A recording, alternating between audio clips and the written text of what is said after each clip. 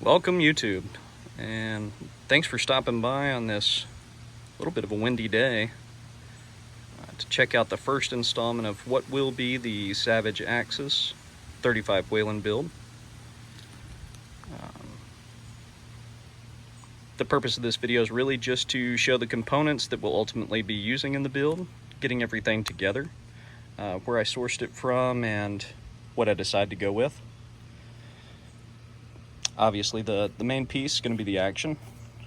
We decided to build on the Savage Axis. This was the least expensive action I could find. I was able to pick up this. This is an original Axis 1 and 708. It's a compact version, actually. Picked it up for about $230 online and got a $75 rebate on that, so ended up being a really inexpensive action. Caliber did not matter. Bolt face was the only thing that you had to worry about, because the Savage Axis, all of the actions are the same length, sort of like the Tikas. They can be short or long action cartridges. So decided to go with that. I could repurpose the stock for one of my son's rifles, so worked out very nicely on that. The barrel, I bought a barrel kit from Midway USA for the 35 Whelen. This is from Shaw Barrels. It includes a 24-inch stainless barrel, twisted in 114. Comes with the headspace gauges. I've already taken those out so that they didn't get lost in the mix. And comes with a wrench for the Savage barrel nut. So, nice little kit there. Love Midway USA. A few things we picked up to help with the bolt lift that's historically a little stiff on the Savage Axis. Did get a new extended bolt handle from Anarchy Outdoors with what they call their dragon scale. This is a shorter bolt knob. They have two versions, a longer and a shorter one. Decided to go with the shorter one. Doesn't stick out quite as much, doesn't get hung up as much, since this is going to be a hunting rifle. I also picked up a bolt lift kit from Desh Industries. I've used these before on Savage Axis, on a few other rifles. Great little kit, very reasonably priced, and does help with the bolt lift. And then of course the CARBO trigger spring kit. I think they call this the Pro Kit. Comes with a couple of different springs. Comes with lube and everything you need to get that trigger feel a little bit better on the Savage Axis, if you didn't get the model with the Accu trigger. If you can get it reasonably priced, I would suggest the Accu trigger. It's a great out of the box trigger. I've got it on several rifles. I really enjoy it, but for this build, using what we've got, it's going to be just fine. I decided to go with the MDT field stock for the Axis long action.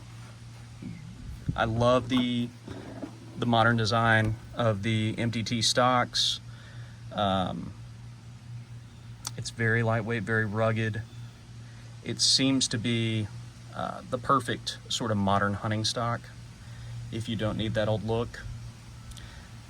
For me, this is about as good as it gets for just a nice long action hunting rifle as far as ergonomics. Feels great. Allows you to use AICS pattern mags. Couple of different options there, 3-round, 5-round. I picked up a 5-round from Savage. Can't remember where I actually ordered from, but this one's branded by Savage. It's actually an MDT made mag. You can see MDT right there on the side, but the butt plate is a Savage butt plate, and it's the exact same mag that MDT sells on their website, but I think purchasing the Savage version, you get it about half price. MDT is very proud of their magazines, and they should be. They're great magazines, but if you can get the same thing for half price, go ahead and do it. For optics, nothing extravagant. We're going Burris Fullfield E-1.